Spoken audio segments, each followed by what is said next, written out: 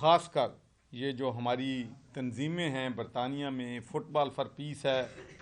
England cricket board है, British Airways हैं, IAG cargo है, और ख़ास कर हमारे जो ब्रिटिश हाई कमीशन से हमेशा हमें सपोर्ट मिलती है। मैं इनका बहुत ही मशकूर हूँ कि पाकिस्तान के मुश्किल तरीन हालात में हमारे ये यूनाइटेड किंगडम से हमारे भाई दोस्त और हमारी जो चैरिटेबल ऑर्गेनाइजेशंस हैं भरपूर तरीके से उन लोगों की मदद जो है वो कर रही हैं। और ब्रिटिश एयरवेज़ के हम शुक्रिया अदा करते हैं कि वो फ्री ऑफ कॉस्ट हमारी चीज़ें जो हैं वो यहाँ पर पहुँचाते हैं, और ये तंजीमें जो हैं वहाँ पर ये चीज़ें इकट्ठी करती हैं, और फिर यहाँ पर हम सरवर फाउंडेशन जो है पूरी ज़िम्मेदारी के साथ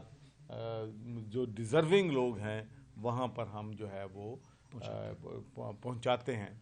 तो इसमें आज जो है सबसे बड़ी बात यह है कि चूँकि हमारे बच्चे जो हैं बहुत ज़्यादा सैलाब की वजह से मुतासर हुए हैं, तो उन बच्चों के लिए इंग्लिश क्रिकेट बोर्ड ने किट्स भेजी हैं। ये हम इंशाअल्लाह बलूचिस्तान के 4 स्कूलों में और सिंध के 6 स्कूलों में बच्चों में इंशाअल्लाह ख़ुद जाकर तकसीम करेंगे, और उसके बाद कंबल और जो गर्म कपड़े हैं वो भी जो सबसे ज़्यादा ज़रूरतमंद लोग हैं उनको हम जो हैं वो पहुंचाएंगे। तो मैं हबीब मलिक साहब का, जो कि हमारे स्कॉटलैंड से ताल्लुक़ है और माशाल्लाह चैरिटेबल काजेज़ में उनका बहुत बड़ा नाम है, और फिर मैं डॉक्टर अबैदुर रहमान साहब का, कि उन्होंने ये वेन्यू हमें प्रोवाइड किया है, इनका भी शुक्रगुज़ार हूँ। और मोहम्मद आसफ़ इकबाल साहब यहाँ पर तशरीफ़ रखते हैं, जो कि ब्रिटिश हाई कमीशन को यहाँ पर रिप्रेजेंट करते हैं। जवेद हाशमी साहब का, अंसर फ़ारूक साहब हमेशा मेडिसन में और मेडिकल चीज़ों में हमें हमेशा जो है वो सपोर्ट करते हैं, इनका भी शुक्रिया अदा करता हूँ। और लॉर्ड्स टावर्नर्स जो कि वहाँ पर एक चैरिटेबल ऑर्गेनाइजेशन है, उनकी भी हमारे साथ माशाल्लाह बड़ी लेज़ा है और हमें भरपूर तरीके से सपोर्ट करते हैं। तो मैं सिर्फ आपसे एक बात कहना चाहता हूँ कि जो मेरा तजर्बा है चैरिटेबल काजेज़ में काम करने का, उसमें मैंने जो चीज़ सीखी है कि जब आप कोलैबोरेशन से, कोहीजन से, कोऑपरेशन से काम करते हैं तो उसमें आप इज्तिमाई लोगों को बहुत ज़्यादा फ़ायदा जो है वो पहुंचा सकते हैं। जब कोविड-19 था तो ये बहुत मुश्किल उस वक़्त भी हमारे लिए सूरत हाल थी, और हमने ये पाकिस्तान डेवलपमेंट नेटवर्क जो है इसकी बुनियाद 2005 में हाउस ऑफ कॉमन्स में, जब मैं वहाँ मेंबर ऑफ पार्लियामेंट था तो उस वक़्त हमने रखी थी। और उसका मकसद ये था कि हेल्थ में, एजुकेशन में, पीने के साफ पानी में, डिसेबिलिटीज़ में हम किस तरीके से जॉइंट एफर्ट जो हैं, कलेक्टिव एफर्ट जो हैं कर सकते हैं। तो अब माशाल्लाह हमारे पास 200 के करीब ऑर्गेनाइजेशन हमारे साथ रजिस्टर्ड हैं, जो किसी भी जब डिज़ास्टर आता है तो उसमें हम इकट्ठे मिलके काम जो है वो करते हैं। और मैं आपको ये बड़े फ़ख्र से ये बात बताना चाहता हूँ कि सरवर फाउंडेशन ने, अल खैर फाउंडेशन है, इस्लामिक एड है, तो हमने LIHS के साथ मिलके 1.5 लाख से ज़्यादा राशन पैक जो हैं वो सिंध में, बलूचिस्तान में, साउथ पंजाब में, KPK में हमने जो मुतासरीन सैलाब हैं उन तक वहाँ पर पहुँचाए हैं, खैमे लगाए हैं, मेडिकल कैंप लगाए हैं। और अगर हमारी जो 16 जो टॉप ऑर्गेनाइजेशंस हैं जो इस मसले में हमारे साथ काम कर रही हैं, तो हमने तकरीबन 15 अरब रुपए से ज़्यादा की चैरिटेबल वर्क जो है किया है, जिसमें घर भी बनाए जा रहे हैं, जिसमें लोगों को जो है राशन भी दिया जा रहा है, कुक्ड मील भी दिया जा रहा है। तो ये एक बहुत, मैं समझता हूँ कि बहुत ही मुश्किल वक्त है पाकिस्तान के लिए, पाकिस्तान के लोगों के लिए, और ख़ासकर अब सर्दी आ गई है और सर्दी में उनको गर्म कपड़ों की ज़रूरत है, कंबल की ज़रूरत है, घरों की ज़रूरत है। तो हमें सबको मिल के इस आफत का मुकाबला करना है और अपने भाइयों के साथ इस मुश्किल वक्त में खड़े होना है। तो मैं पाकिस्तान के भी जो हमारे जनरस हजरात हैं उनका भी शुक्रिया अदा करता हूँ कि उन्होंने भी इस सिलसिले में हमारे साथ कलेक्टिव एफर्ट्स जो हैं की हैं। ये बहुत बड़ा चैलेंज है। और एक बात जो बहुत ज़रूरी है, दुनिया को भी इसको हमें सपोर्ट करना चाहिए कि आज जो आफत हम पे आई है वो क्लाइमेट चेंज की वजह से है, इसमें हमारा कोई कसूर नहीं है। और जो गैसेस हैं उसमें सिर्फ पाकिस्तान लेस दैन 1% कंट्रीब्यूट करता है, جس کی وجہ سے یہ موسمی تبدیلیاں جو ہے رونما ہو رہی ہیں. تو میں سمجھتا ہوں کہ آج ہم پہ مصیبت آئی ہے، کل کو کسی اور ملک کے آئے گی، تو ہم نیشنل کمیونٹی کو ایسا جو ہے ضرور کوئی نہ کوئی انتظام کرنا پڑے گا کہ ہم ان آنے والے واقعات کی روک تھام بھی کریں اور کلائمیٹ چینج جو ہے اس کو سیریس لیں، اس لیے کہ اس سے بہت بڑی تباہی جو ہے دنیا میں آئے گی، جس کا نقصان جو ہے سارے لوگوں کو پہنچے گا. تو آپ سب دوستوں کا بہت بہت شکریہ. اب میں اگر کسی دوست نے سوال کرنا ہے تو میں ہیپی ٹو. پاکستان میں دو ڈیزاسٹر ہیں، ایک تو سیلاب کی کاریاں ہیں، وہ دوسرا جو پولیٹیکلی اس وقت بحران ہے وہ ہے. ان دونوں صورتوں میں آپ بھی گورنر رہے ہیں پنجاب کے، آپ کیا سمجھتے ہیں اس کا حل کیا ہے؟ آپ کے حوالے سے بھی یہ گردش کر رہی تھی کہ آپ بھی کوئی نئی پارٹی بنا رہے ہیں یا کسی پارٹی کو جوائن کر رہے ہیں. ان افواہوں کو یا ان خبروں کے حوالے سے ذرا بتا دیں. اور دوسرا آپ نے جیسے یہاں پہ کہا کہ آپ نے امداد پورے دنیا سے اکٹھی کر رہے ہیں، لیکن ابھی تک جو بین الاقوامی ادارے ہیں وہ ابھی تک اس جو آفت پاکستان جس کا سامنا کر رہا ہے اس کا ادراک نہیں کر سکا.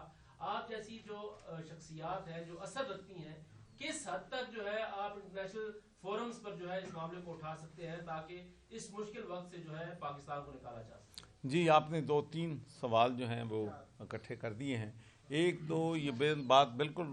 درست ہے کہ جس میگنیچیوڈ اور جس لیول کا ڈیزاسٹر ہے، انٹرنیشنل کمیونٹی اپنی جو رسپانسبلٹیز تھیں، ان کی جو ذمہ داریاں تھیں، انہوں نے اس کو احسن طریقے سے ادا نہیں کیا ہے. اور اب بھی ڈونرز کانفرنس جنیوا میں ہو رہی ہے، اور میں سمجھتا ہوں کہ اب انٹرنیشنل کمیونٹی جو ہے اس کو پاکستان کی اور پاکستان میں جو متاثرہ خاندان ہیں ان کی مدد کرنی چاہیے. اور یہ اتنا بڑا یہ ڈیزاسٹر ہے، کوئی ترقی یافتہ ملک بھی ہوتا تو وہ بھی اتنا بڑا ڈیزاسٹر جو ہے وہ کوپ نہیں کر سکتا تھا. پاکستان تو ایک غریب ملک ہے اور اس کے ذمہ قرضے ہیں، اور انہوں نے قسطیں جو ہیں دینے کے لیے ہمارے پاس جو ہیں وہ پیسے جو ہیں وہ نہیں ہیں. دوسری بات آپ نے کی ہے کہ دیکھیں، میں تو آج چونکہ یہ نان پولیٹیکل فورم ہے تو میری کوشش ہوگی کہ بہت میں پولیٹکس پہ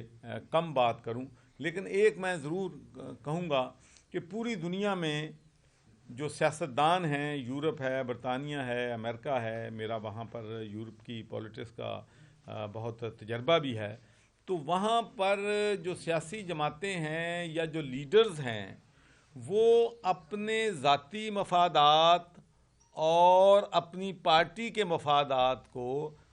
جو بعد میں رکھتے ہیں، ملک کے مفاد کو اور قوم کے مفادات ان کے لیے سپریم ہوتے ہیں. تو جب وہ مشکل ہوتا ہے، دیکھیں جب ایک خاندان ہے نا، یہ بھی پورا ملک بھی ایک خاندان ہی ہوتا ہے نا، جب ایک خاندان میں مصیبت آتی ہے تو ہم نے دیکھا ہے کہ اتنے میں خاندان میں جتنی مرضی بھائیوں میں بہنوں میں لڑائی ہو، جب مشکل وقت آتا ہے تو وہ اکٹھے ہو جاتے ہیں. اور ہمیں بھی چاہیے کہ یہ جو ہماری پولیٹیکل پارٹیز ہیں، اس وقت ہمارے ملک کے معاشی چیلنجز جو ہیں وہ بہت گمبھیر ہیں. وہ ہماری جو ہے انٹرنیشنل بہت سے ہمارے چیلنجز ہیں، آئی ایم ایف کی شرائط ہیں، مہنگائی ہے، 2 وقت کی لوگوں کو روٹی نہیں مل رہی ہے. تو ہم کم از کم جو معاشی صورتحال ہے اس پہ تو ایک پیج پہ آ سکتے ہیں کہ ہم نے اس ملک کی سمت کو کیسے ٹھیک کرنا ہے. لیکن میں یہاں پر جو چیز دیکھتا ہوں، ہم بلیم گیم میں ہیں. ہم جو ہیں ہم کہتے ہیں کہ جی سارا یہ ہے اس نے کر دیا. کوئی کہتا ہے کہ جی وہ 3 سال میں بٹھا بٹا گئے ہیں، تو ہم جب حکومت میں تھے تو ہم کہتے تھے کہ وہ پرانے بٹھا بٹھا گئے ہیں، تو وہ کہتے ہیں کہ نئے نے بٹھا بتائے گا. تو بلیم گیم سے ہم باہر نہیں نکلتے، ایک پہلی بات. دوسری بات جو میں آپ سے یہ کہنا چاہتا ہوں کہ ہم نے سادگی کی زندگی جو ہے گیو اپ کر دی ہے. جس طریقے سے ہم اپنی عیاشیوں میں، اپنی شان و شوکت میں، جب ہم گھر سے باہر نکلتے ہیں تو ایک گاڑیوں کا قافلہ ہمارے ساتھ نکلتا ہے، چاہے وہ مذہبی لیڈر ہیں، چاہے وہ پولیٹیکل لیڈرز ہیں، چاہے وہ ایک اور ہیں، تو 6-6 7-7 گاڑیوں کے قافلے ہمارے نکلتے ہیں. تو ہمیں ہر چیز پہ بچت کرنی پڑے گی. ہمارا دیکھیں انرجی بل جو ہے ہمارا اس وقت جو ہم امپورٹ کر رہے ہیں $27 بلین ہے. تو کیسے کوئی ملک سروائیو کر سکتا ہے کہ اگر اس کی ایکسپورٹ $30 بلین ہوگی اور امپورٹ $80 بلین ہوگی، تو یہ $50 بلین کا ڈیفیسٹ کہاں سے آئے گا؟ یہ کوئی راکٹ سائنس ہے؟ جیسے مرضی ہم بلیم گیم کرتے رہیں، بھائی نہیں ملک سروائیو کر سکتا اس قسم کی جو ہے صورتحال سے، جب تک ہم اپنی بیلٹ کو ٹائٹن نہیں کریں گے. اور جس مصیبت میں ہم پھنسے ہوئے ہیں اس سے حکمت عملی کی ضرورت ہے، اس میں پارٹیوں کے اندر کنسنسس کی ضرورت ہے، قوم کو اکٹھا ہونے کی ضرورت ہے، تو پھر ہی ہم جو ہے آگے بڑھ سکتے ہیں۔ تو تیسرا سوال جو آپ نے کیا ہے سیاسی حوالے سے، تو بھائی یہ میں نے بھی ٹی وی اور اخباروں میں ہی پڑھا ہے کہ میں پارٹی بنا رہا ہوں، تو میرے بھی علم میں یہ بات اخباروں کے ذریعے آئی ہے۔ ارادہ ہے ان حالات میں پارٹی بنانے کا یا کسی پارٹی کو جوائن کرنے کا؟ کیسی پارٹی اس دفعہ ہوگی؟ دیکھیں میں ابھی تو پہلی تو میں یہ جو تھا فلڈ وکٹمز کے لیے پچھلے 6 مہینے پوری میری انرجی جو تھی، فوکس تھا، وہ تھا۔ تو اب انشاءاللہ سیاسی لوگوں سے بات چیت ہو رہی ہے، تو جب فیصلہ کریں گے تو میں سب سے پہلے تمہیں فون کر کے بتاؤں گا۔ پارٹی نے آپ سے رابطہ کیا تھا تو انہوں نے آفر بھی کی تھی کہ پنجابی کی صدارت جو ہے وہ آپ کو دیں گے، تو کہاں تک یہ بات پہنچی؟ نہیں، یہ ساری اسپیکولیشنز ہیں۔ میری میٹنگ ضرور ہوئی ہے یوسف زئی گیلانی صاحب سے اور احمد محمود صاحب، جو میرے پرانے دوست ہیں، تو انہوں نے لنچ پہ مجھے بلایا تھا، اور وہاں پر جب سیاسی لوگ ملتے ہیں تو سیاسی باتیں تو کرتے ہیں، لیکن میرا سوال ہے سر، آپ نے اپنی ٹاک میں کہا کہ اب بلوچستان اور سندھ کے لوگوں کو جو ہے نا ساری فیسلٹیز ابھی یہ جو آپ لوگوں نے ساری کلیکشن کی ہے یہ آپ دیں گے، لیکن جنوبی پنجاب اور کے بھی اس سے متاثر ہوا ہے، تو کیا وہ آپ لوگوں کی فاؤنڈیشن کے حصے میں نہیں آتے ہیں وہ لوگ جو کے پی کے اور پنجاب کے افیکٹڈ ہیں؟ جی، میں آپ کو ذرا روشنی ڈال دوں کہ دیکھیں کے پی کے میں ہم نے ہزاروں راشن پیک بھیجے ہیں، اور وہاں پر ہم نے میڈیکل کیمپس لگائے ہیں، وہاں ہم نے خیمے لگائے ہیں، وہاں ہم نے کام کیا ہے۔ ساؤتھ پنجاب میں ہم نے کام کیا ہے، اور میرے بھائی خود وہاں پر تقریباً 200 گھر ہم لوگوں کو بنا کے دے رہے ہیں، وہاں پر ہماری تمام آرگنائزیشن جو ہیں، تو ہماری جو فاؤنڈیشن ہے یا ہماری جو چارٹیبل جتنی بھی ہمارے ساتھ کام کر رہی ہیں، تو ہمارا فوکس جو ہے وہ پورا کے پی کے پہ بھی ہے، ساؤتھ پنجاب میں بھی ہے، بلوچستان میں بھی ہے، اور سندھ میں بھی ہے۔ لیکن سامان اگر تھوڑا ہوتا ہے تو پھر ہم ہر جگہ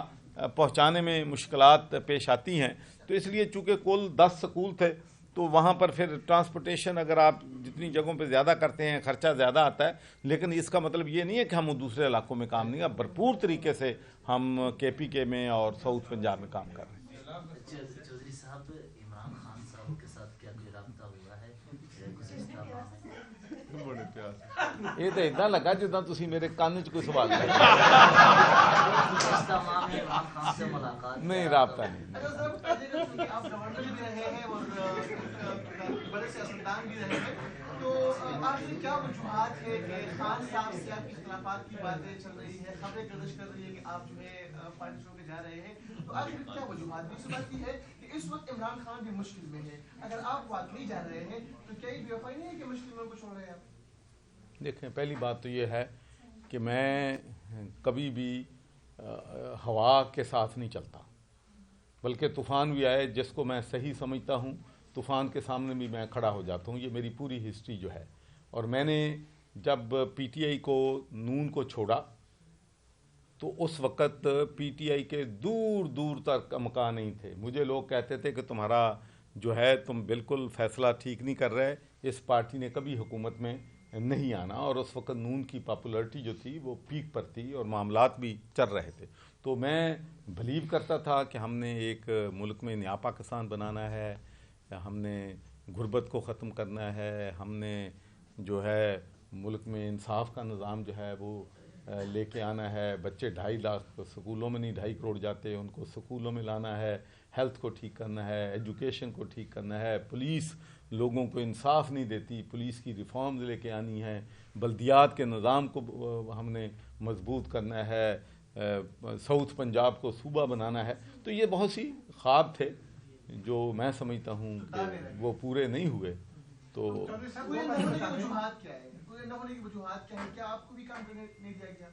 دیکھیں، یہ کام نہیں، گورنر کے پاس تو کوئی اپنا اتنا کنسٹیٹیوشنل پاور ہوتی ہے، لیکن مجھے اس بات پہ بڑا فخر ہے کہ کووڈ-19 میں نے زبردست وہاں پر کام کیا، اور تقریباً 14-15 ارب روپے سے زیادہ کا اس وقت مشکل حالات میں لوگوں کو مدد کیا۔ پھر میں نے اپنی تمام پنجاب کی یونیورسٹیز جو کہ بالکل وہاں پر ایکٹنگ چانسلر لگے ہوئے تھے، کسی ایک یونیورسٹی کا بھی نام 500 دنیا کی یونیورسٹی میں نہیں آتا تھا، سفارشی کلچر چل رہا تھا، تو وہ سارا سفارشی کلچر کو ختم کیا، میرٹ پہ لگائے، اور اب مجھے بڑا فخر ہے کہ اب ماشاءاللہ بہت سی پنجاب کی یونیورسٹیاں جو ہیں وہ میرٹ پہ right person for the right job کی وجہ سے ہماری جو یونیورسٹیاں ہیں وہ دنیا کی 500 یونیورسٹی جو ہیں ان میں ان کا شمار ہوتا ہے. لیکن میرے جانے کے بعد پھر وہ میرٹ پہ بدقسمتی سے مجھے جو فیڈ بیک مل رہی ہے پھر کمپرومائز شروع ہونا ہو گیا ہے, تو جس سے پھر نقصان ہوگا. دیکھیں اگر آپ ایک یونیورسٹی میں قابلیت کی بنا پہ اہلیت کی بنا پہ وائس چانسلر لگا دیتے ہیں تو آپ 30,000 بچوں کے مستقبل کو سیکیور کرتے ہیں. اگر وہاں پر آپ ایک نااہل کو لگا دیتے ہیں تو آپ ان کے مستقبل سے کھیلتے ہیں. تو اس لیے میں سمجھتا ہوں کہ right person for the right job کی پالیسی جو ہے وہ تمام حکومتوں کو بتائیے کہ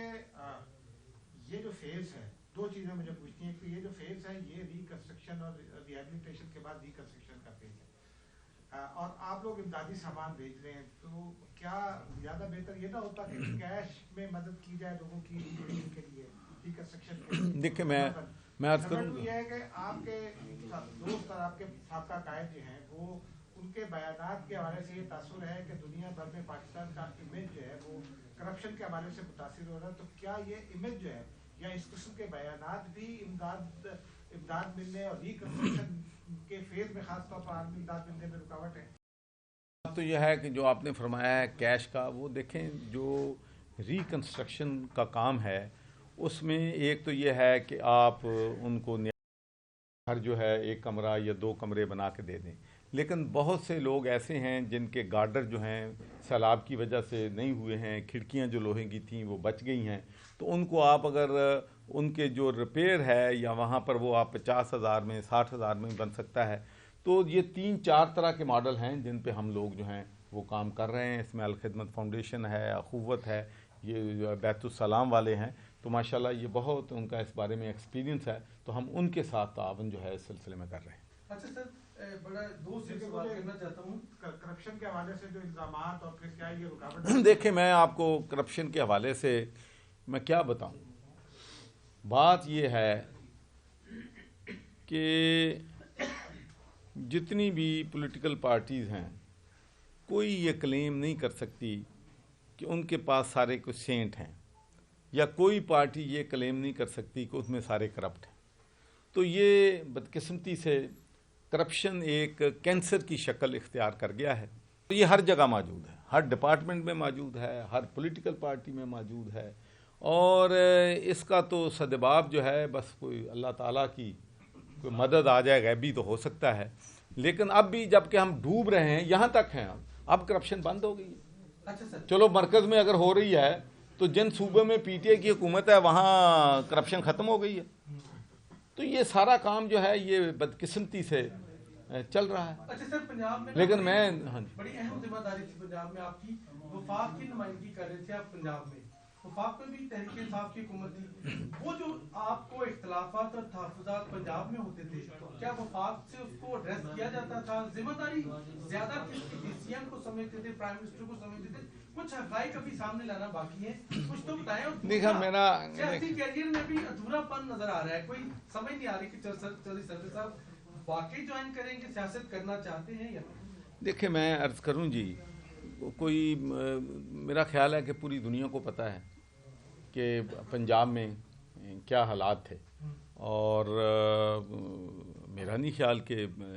جب پوری دنیا کو پتہ ہو, جب جو ہماری جو کیبنٹ ہے فیڈرل کی, مجھے تو سارے ملتے تھے, ان کو جو مجھ سے علم تھا ان کو مجھ سے زیادہ علم ہوتا تھا کہ پنجاب میں کیا ہو رہا ہے, سب کو پتہ تھا. تو اگر اس کو جو ہو رہا تھا وہ روک لیا جاتا تو نہ ہمارے اسٹیبلشمنٹ سے تعلقات خراب ہوتے اور نہ یہ ملک بربادی کی طرف جاتا, تو چیزیں بہتر ہوتیں. تو اگر کوئی گڈ گورننس ہم دے دیتے تو پھر تو پبلک بھی ہمارے ساتھ تھی, اسٹیبلشمنٹ بھی ہمارے ساتھ تھی, ہر چیز ساتھ تھی. لیکن بدقسمتی کی بات یہ ہے کہ ہم گڈ گورننس نہیں دیتے. آخری سوال.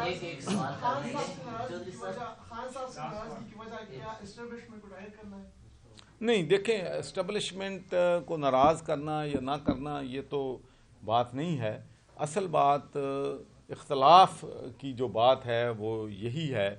کہ میں سمجھتا ہوں کہ right person for the right job نہیں کیا گیا, تیاری نہیں کی گئی گڈ گورننس. مثال کے طور پہ میں جو پاکستان تحریک انصاف میں شامل ہوا تھا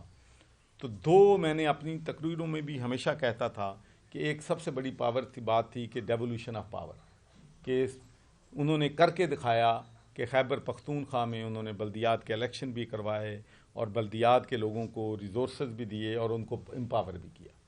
دوسرا انہوں نے یہ کیا تھا کہ وہاں پر پولیس ریفارمز لائی گئیں اور پولیس سے بالکل سیاسی اثر و رسوخ جو تھا وہ نہ ہونے کے برابر تھا جب پرویز خٹک وہاں پر چیف منسٹر تھے۔ تو پنجاب میں 3.5 سال میں وہ بلدیات کو بھی توڑ دیا گیا، الیکشن بھی نہیں ہوئے، پولیس پہلے سے بھی بدتر ہو گئی، لا اینڈ آرڈر کی سچویشن بدتر ہو گئی۔